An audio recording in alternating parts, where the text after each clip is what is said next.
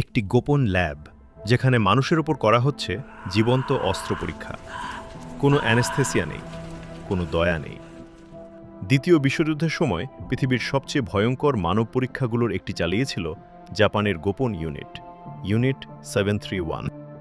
1930-এর দশকে জাপান চীনের উত্তরাঞ্চল মাঞ্চুরিয়া দখল করে।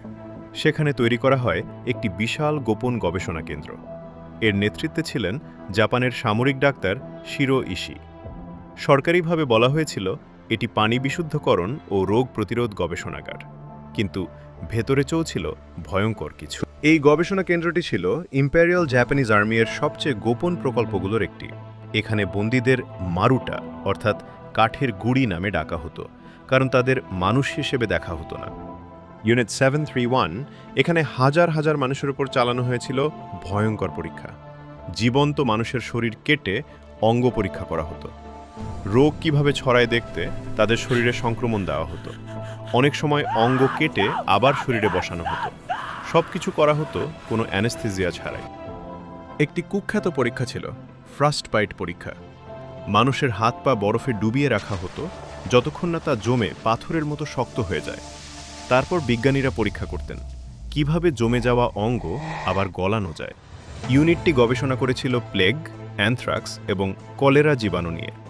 চীন ও জাপানের মধ্যে চলা দ্বিতীয় সাইনো জাপানিজ ওয়ার চলাকালে এই রোগগুলো ছড়িয়ে দেওয়া হয়েছিল চীনের বিভিন্ন অঞ্চলে, ফলে হাজার হাজার সাধারণ মানুষ মারা যায়। 1945 সালে দ্বিতীয় বিশ্বযুদ্ধ শেষ হওয়ার আগে জাপান ইউনিট 731-এর অনেক প্রমাণ ধ্বংস করে।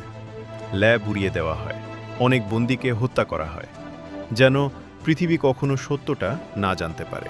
সবচেয়ে বিতর্কিত বিষয় হল ইউনিট 731-এর অনেক বিজ্ঞানী যুদ্ধের পর শাস্তি পায়নি, বরং তাদের গবেষণার তথ্য গোপনে ব্যবহার করা হয়েছিল বিভিন্ন দেশের জৈব অস্ত্র গবেষণায়।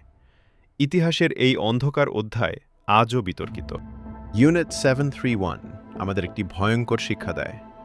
বিজ্ঞান যখন মানবতা হারায়, তখন সেটাই হয়ে ওঠে সবচেয়ে বিপজ্জনক অস্ত্র।